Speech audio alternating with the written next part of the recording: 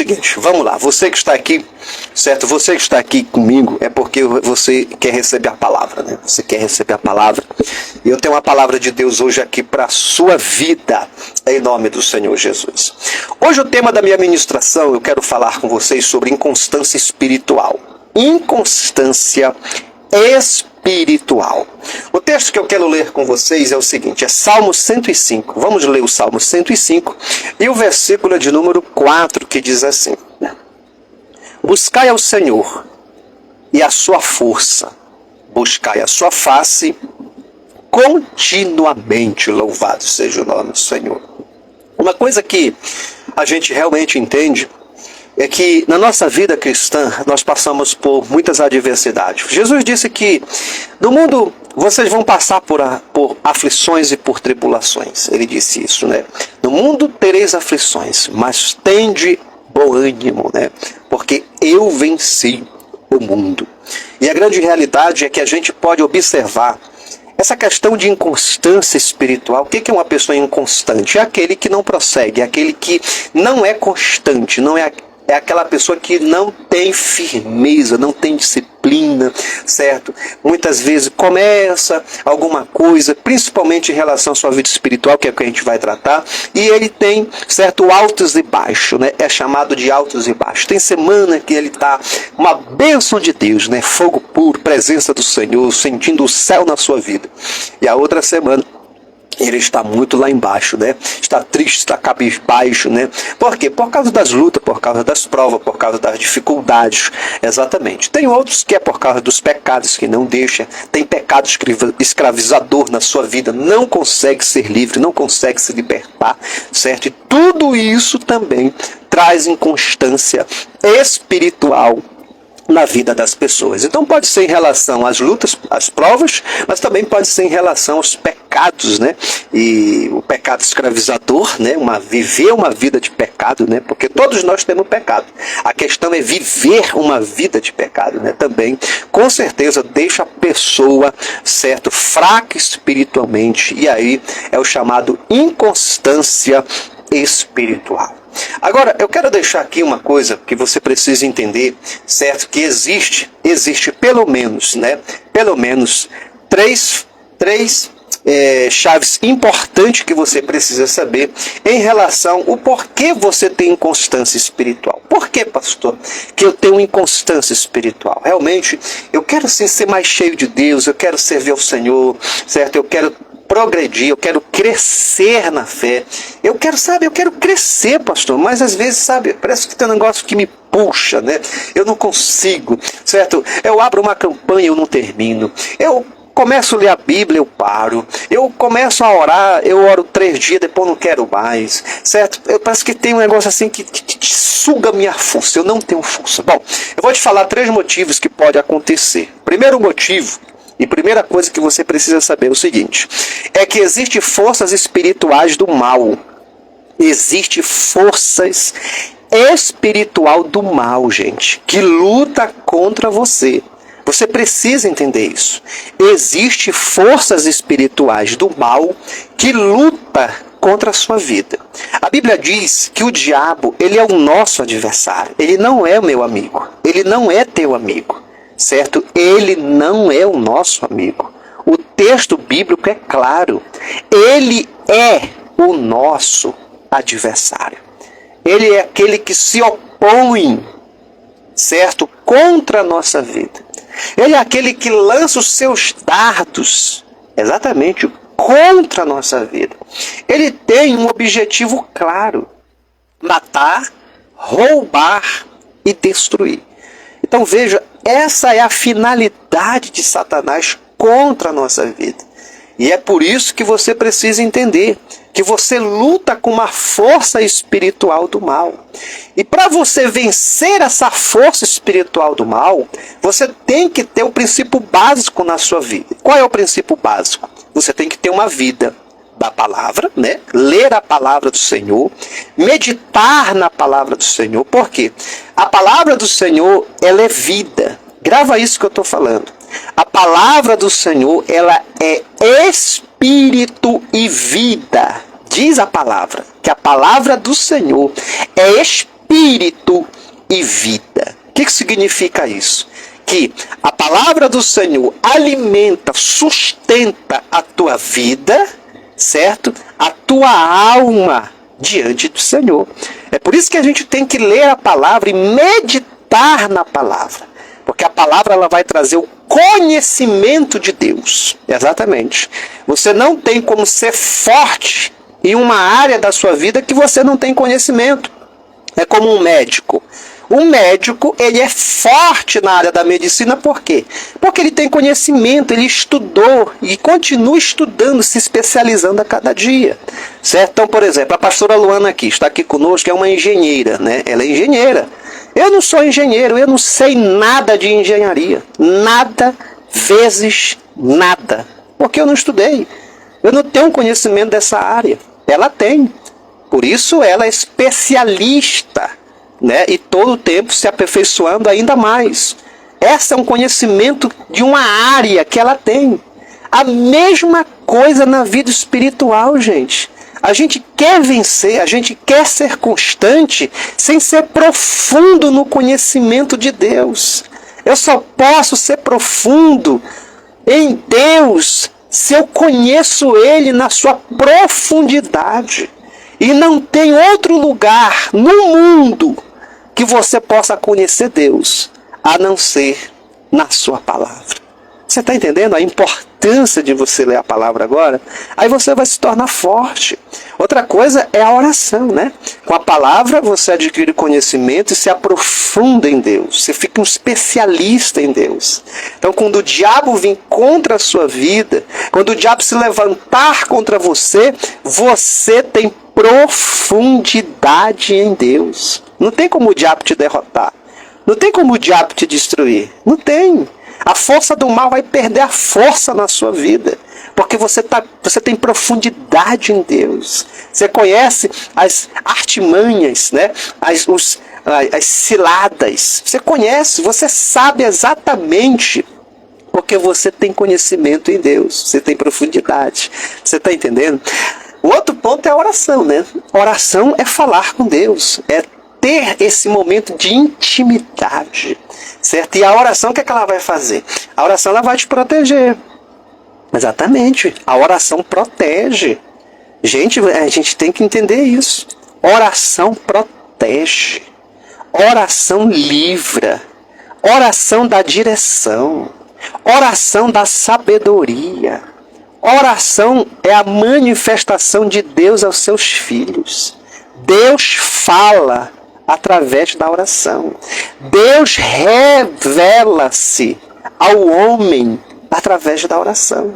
Então, veja que eu estou te dando os passos para você combater as forças espirituais do mal, que é o primeiro ponto que você precisa entender.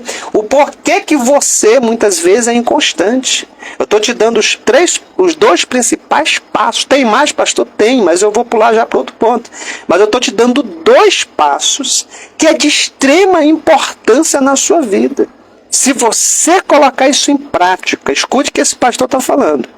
A sua vida não será mais a mesma. Você, com certeza, não será uma pessoa inconstante. Você vai passar as suas lutas de forma diferente. Escute o que eu estou lhe falando. Você vai passar as adversidades de forma diferente. O diabo vai vir com toda a força contra a sua vida, mas você vai resisti-lo. Sabe por quê? Porque você vai estar cheio do conhecimento de Deus, cheio de intimidade com Deus. Louvado seja o nome do Senhor. A segunda chave aqui que você precisa entender, por que muitas vezes eu sou inconstante espiritual, pastor? Em segundo lugar, por causa da natureza carnal. Exatamente, a natureza carnal. O que é a natureza carnal? A natureza carnal, certo? É a nossa natureza pecaminosa. A Bíblia diz, né, o apóstolo ensinando, o apóstolo Paulo, ele diz que há uma luta, há uma guerra entre a carne e o espírito. Ou seja, a carne não quer nada de Deus. Amados, a carne não quer nada de Deus. Tudo que é de natureza carnal, ela não quer nada de Deus. Escute o que eu estou lhe falando, porque a Bíblia diz isso. A carne não quer nada com Deus, certo? A nossa natureza pecaminosa. Por quê? Porque ela é uma natureza caída. Ela é uma natureza que se afastou de Deus. É por isso que a nossa natureza carnal, ela não quer nada, porque ela já é uma natureza caída. Entende? Ela é mortificada pela presença do Espírito. Mas se a gente não alimenta o nosso espírito, como eu falei no começo, essa natureza carnal ela começa a renascer. Ela começa a se fortificar. Porque enquanto nós estamos nessa terra, escute o que eu estou lhe explicando, a sua natureza carnal ela está mortificada ou adormecida, ela não está morta. Ela está adormecida, ela está no processo de mortificação, que a gente chama, certo? Mas ela não está aniquilada, ela não está neutralizada, não. Ela continua viva dentro de todo ser humano, inclusive dentro dos cristãos, exatamente, certo? Se você não lutar contra ela, com os princípios da palavra, com a oração, com os princípios de Deus na sua vida, ela começa a tomar força e assumir o comando da sua vida novamente. Exatamente. E vou te falar mais. Ela é traiçoeira. Não é assim da noite para o dia. Entende? Não é assim, certo? Ah, tal. Não. É aos poucos. É aos poucos. As coisas acontecem aos poucos. São coisas que parece que não vai dar em nada, que não tem nenhum problema. Aos poucos, ela vai crescendo, ela vai se fortificando, ela vai tomando o comando, ela vai assumindo os pensamentos, ela vai assumindo o coração. É aos poucos que a carne, ela assume o comando da vida de uma pessoa novamente. É assim que funciona. Então, esse é um inimigo. E você precisa entender isso. Por quê? Porque esse aqui é o pior inimigo que você tem. Tem pessoas que acham que o pior inimigo é o diabo. Não. O diabo ele é tentador. O diabo age através dos estímulos do mundo. Mas a natureza carnal está dentro de você. E ela tem traços distintos. A natureza carnal tem desejos. Você está entendendo? Ela tem desejos, ela deseja as coisas do mundo, ela deseja as coisas do pecado, ela deseja as coisas da vida. E ela vai fazer uso do quê? Ela vai fazer o uso dos 5 sentidos do ser humano. Ela vai fazer uso dos 5 sentidos, exatamente. O olhar, a audição, o paladar, o tato, o olfato, certo? Tudo isso ela vai usar, certo? Para atrair, certo, o pecado para a sua vida. Por isso que esse segundo inimigo, ele é terrível. E aí ele vai, certo, trabalhando. E aí a pessoa vai se tornando inconstante, certo? Porque satisfaz a natureza carnal, automaticamente o teu espírito enfraquece, certo? Você fica debilitado espiritualmente. Olha como isso é sério, certo? Terceira chave aqui que você precisa saber. Escute o que eu estou lhe falando. Terceira chave que você precisa saber, certo? Por que tem inconstância espiritual na vida, certo? Das pessoas. Por quê? Talvez até na minha vida, né? Poxa, pastor, o senhor está falando, eu também tenho isso na minha vida, eu sou uma pessoa inconstante. Então aprenda isso. Você precisa entender isso, tá? Vou dar a terceira chave. A primeira, não se esqueça. Grave isso. Você luta com forças espirituais do mal. Agora, nesse exato momento, você está lutando. Segundo, você tem a natureza carnal na sua vida, que você precisa lutar contra ela. E terceiro, você precisa entender que há uma disposição mental. Exatamente. Disposição mental. Gente, tudo começa no processo do pensamento. Todas as ações de um ser humano passa primeiro, mesmo que seja por milésimo de segundo, toda ação ela passa pelo processo mental. É por isso que o apóstolo Paulo, quando escreve aos Romanos, ele escreve um texto muito interessante. Ele diz assim: não vos conformeis com este mundo, mas transformai-vos, olha só, pela renovação do vosso entendimento, para que experimenteis qual seja a boa, perfeita, agradável vontade de Deus.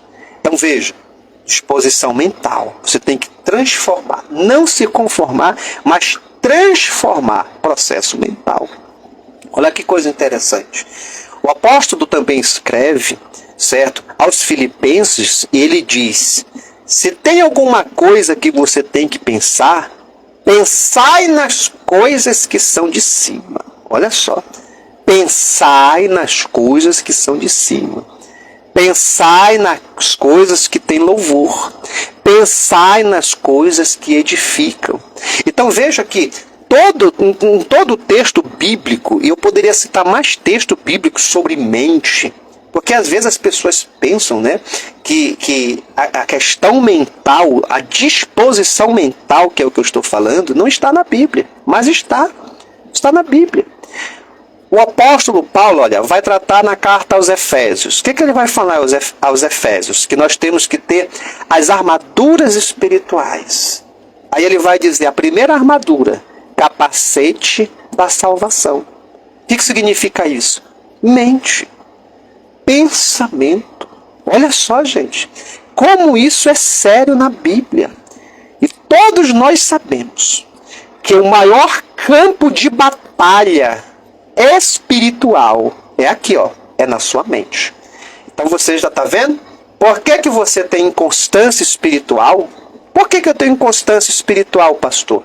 Porque existe as forças do mal, existe a natureza carnal, e terceiro, existe essa disposição mental. Ou seja, quando o diabo lança os seus ardis, a sua cilada, os seus dardos, as suas flechas, já existe automaticamente uma disposição mental de receber. E no momento que recebe, a natureza humana, carnal, melhor dizendo, entra em ação e começa a gerar e conceber o pecado. E é exatamente isso que vai afastando a pessoa de Deus. É por isso que quando você tem uma disposição mental diferente, ou seja, como o apóstolo Paulo fala, que nós precisamos ter a mente de Cristo. Olha só, né, gente? Que bênção, né? Nós precisamos ter... Eu estou olhando aqui o nosso horário, tá bom? Mas fica aqui comigo. Nós precisamos ter a mente de Cristo. A mente de Cristo. O que é a mente de Cristo? Uma mente focada. Uma mente direcionada. Uma mente com propósito. Gente, grava isso. Quando você tem uma mente com propósito, quando você tem uma mente direcionada, quando você tem uma mente focada no reino, focada em Deus, o inimigo ele perde as forças contra a sua vida. Entendendo? Ele perde as forças. Sabe por quê? Porque você está direcionado. Você está buscando a face do seu Deus. E com certeza você não vai ter tempo para a inconstância fazer parte da sua vida. Certo? Então vamos lá. Para me fechar aqui com você, eu te dei as 3 bases, o porquê que você pode ser inconstante espiritualmente. E agora, pastor, como é que eu posso vencer então a inconstância espiritual? Vou te dar 3 chaves, mas vai ser bem rápido, que é para a gente fechar aqui o nosso momento de palavra do Senhor, tá bom? Primeira chave, tenha atitude. Tenha atitude. Olha, a atitude, certo? Ela precisa vir de dentro de você. Eu sempre falo, certo? O importante é você sempre colocar em prática tudo aquilo que você sabe. Tudo aquilo que você já conhece, gente. Você precisa pôr em prática. É preciso tomar uma atitude na sua vida, certo? E não aceitar viver uma vida de inconstância espiritual, sabe? Sabe quando a pessoa decide, eu não quero mais isso para a minha vida, eu preciso mudar isso na minha vida. Chega! É isso que você tem que fazer. Como o filho pródigo disse, chega. Eu não quero mais isso para a minha vida. Como Daniel disse, eu não vou me contaminar com essa comida. Eu não quero mais isso para a minha vida. Gente, na Bíblia, as coisas são tomadas por decisões. Deus disse para Abraão, sai da tua terra para a terra que eu vou te mostrar. Ele decidiu ir. Exatamente, decidiu ir. Isso é sério, né? Deus foi e chamou Moisés. Moisés relutou, mas no final disse, eu vou, e foi. É decisão, gente. Olha, Esther, naquele momento ali, certo, de luta, de tribulação, ela decidiu abrir um jejum. Ela decidiu jejuar. Olha, gente, decisão. Decisão. Neemias, quando recebeu a notícia que os seus irmãos na cidade estavam, certo, em desgraça, em ruína, a cidade estava destruída, ele decidiu reconstruir. Noé, quando Deus se manifestou e disse, faz a arca, ele decidiu fazer, mesmo sofrendo afrontas. O próprio Cristo, a palavra do Senhor nos diz que ele não usou de usurpação ser igual a Deus, mas antes ele se esvaziou de si mesmo, da sua glória, e tomou a forma de homem, e foi obediente até a morte, e morte de cruz, pela qual o Pai, o nosso Deus, lhe deu um nome que é sobre todo nome, para que o nome do Senhor se dobre todo joelho que há debaixo do céu e em cima do céu. Gente, mas veja o que ele fez. Ele tomou uma atitude de obediência. Não funciona, gente. Como eu sempre falo, a gente pode aqui, olha, você pode ouvir mensagem e mais mensagens, mas só você pode decidir. Só você pode tomar uma atitude, que é o segundo ponto, já que eu estou falando aqui, de decisão. Você tem que fazer essas duas coisas, tomar uma decisão e ter atitude. Atitude e decisão andam juntas. Eu vou decidir isso mesmo, pastor, chega. Chega. Chega, eu não quero que o ano de 2023 se repita na minha vida. Se não tiver certo? força. Eu não posso fazer isso, eu não posso fazer isso. Eu tenho que lutar mesmo. E aí vamos para a terceira chave, que é para mim fechar com você, tá bom? Em nome do Senhor Jesus. O que eu tenho que fazer, pastor, para mim vencer a inconstância? Esforça-se. Esforce-se. Esforce-se. Diariamente. Você precisa se esforçar, gente. Olha, foi isso que Deus disse para Josué, né? Josué, sim, Senhor. Esforça-te. Esforça-te. O que significa esforça-te? Significa colocar uma força além do que você já está colocando. É isso que você precisa fazer. Você precisa se esforçar. Você precisa se dedicar de fato, sabe? E ir em busca de uma mudança, de uma atitude. Exatamente isso. O reino de Deus é ganho, é tomado por esforço, gente. Jesus já disse. O meu reino será tomado por esforço. Olha as cartas que o próprio Jesus se revelou, certo? Se revelou. Quando João estava na ilha de Pátimo, você vai ver as cartas que ele escreve direcionando aos anjos daquelas igrejas. Meu Deus, naquela época já estava desse jeito. Coisas difíceis, perda do amor. Igreja, estava falando de cristão, e ele fala, não é quente, nem é frio, é morno. Eu quero até vomitar da minha boca. Igrejas que tinham doutrina de Jezabel. A gente já estava assim naquela época. E Jesus já dá a palavra negativa. Nós precisamos, gente, se naquela época, há mais de 2000 anos atrás, aquelas igrejas da Ásia, Jesus já estava falando dessa forma. Imagina o dia de hoje. Você e eu, gente, isso aqui também é para mim. Não penso que quando eu prego, quando eu ministro é só para você. Eu sou o primeiro a receber. Todos nós aqui precisamos se esforçar. Se esforçar. Se esforçar, se dedicar. Pastor, mas eu não tenho força. Pede a Deus. Tu vai pedir de quem, seu abençoado? Tu tem que pedir de Deus. Me dá força. Me sustenta. Tira, Senhor, esse comodismo, essa procrastinação da minha vida. Essa impaciência, esse desânimo. Gente, isso é interessante. Se você for observar, tudo que é da natureza carnal não dá preguiça, não dá sono, não tem cansaço, nada disso. Mas quando fala das coisas espirituais, parece assim uma tonelada em cima da cabeça. Por quê? Porque o inimigo não quer. Exatamente. Ele suga a força, ele suga. Ele tira as forças espirituais. É por isso que você tem que pedir, Senhor, me ajuda. Eu quero ler a tua palavra. Eu quero orar mais. Eu quero estar na tua casa.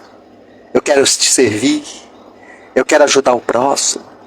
Eu quero ajudar alguém em oração. Eu quero levar alguém para o teu reino. Gente, isso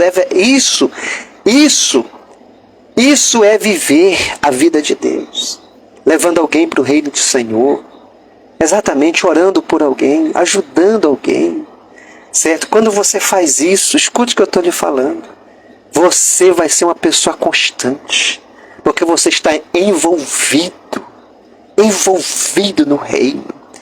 Você está envolvido no reino e o reino está envolvido em você. Jesus vai se tornar mais real para você.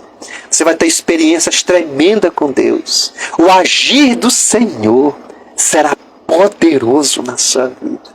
Você vai ver Deus agindo também na tua casa. Quando você se envolve no reino de Deus, quando você se envolve nas coisas do Senhor, Deus vai se envolver na sua vida. Deus vai se envolver na tua casa.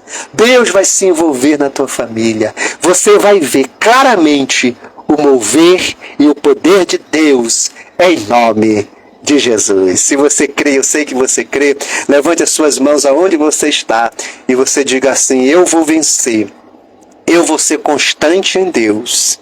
Eu te peço, Senhor, me ajuda, porque eu creio, Senhor, no poder da tua palavra.